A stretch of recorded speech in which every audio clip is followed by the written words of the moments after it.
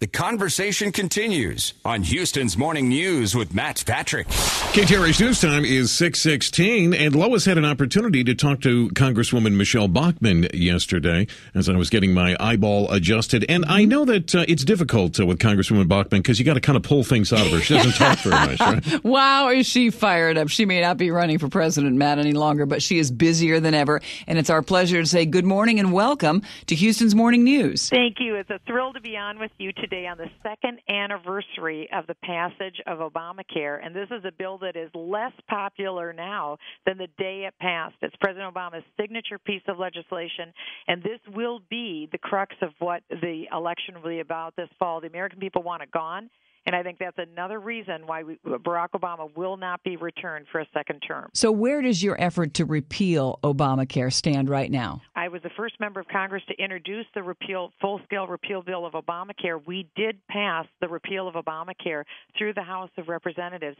Harry Reid, the leader of the Democrat majority in the United States Senate, was unwilling to take that bill up. And, of course, Barack Obama stands behind his failed bill. Now, Congresswoman, one of the things you mentioned is this might be a pivotal part of what happens in the election process. We certainly are turning to social issues, it looks like, in particular contraception. Maybe in contrast to the economy, are they opposed issues, or will we see more about the economy coming up as we head toward November? It will be about the economy because Obamacare embodies the worst of the policies of the Obama administration on the economy. I will tell you, businesses all across the country are not hiring because they know Obamacare will be extremely expensive for their business. That's hurting the economic recovery. That is about the economy. That's about job growth and job creation. And that will be the focus of this fall's election, how Obamacare is hurting and destroying economic recovery. Have we become too mired in the whole contraception debate right now? You know, I think the contraceptive debate points out the power of President Obama and with the power of one individual. That's a 3D example of what one person, the president, can do. Unilaterally, he can order every insurance company to offer whatever product or whatever service he wants at whatever price. Now, the issue that we've been talking about is contraceptives. It could be anything. And so what we need to understand is that Obamacare won't be about more free goodies the federal government can give to Americans. The real story of Obamacare is all that the government will take away, because the story of Obamacare is denial of care. That's the future of Obamacare. That's the story. And that's what this contraceptive argument showed us, the power that one president has now to, with one stroke of a pen, say what Americans will get, what we won't get, and what the price will be. That's horrific, including the denial of religious liberties. Congresswoman Michele Bachmann joining us here on Houston's Morning News. Just a fantastic interview. You know, as you listen to the Congresswoman, you hope that the Congresswoman is at least looked at for part of the next administration, whoever the new conservative president will be. She would certainly be a great addition to any administration.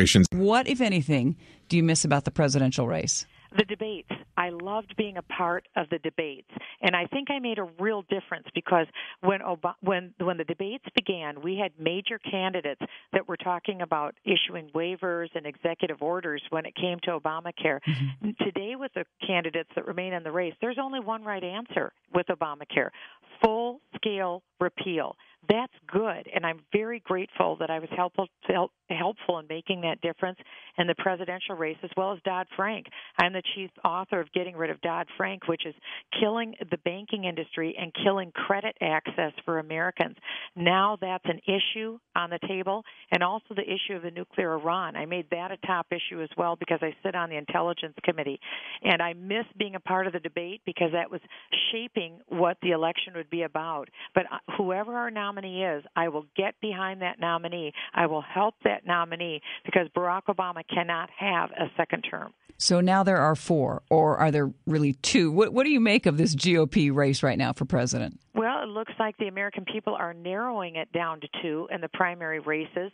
It could still go either way, although it looks quite likely that Romney will be the nominee.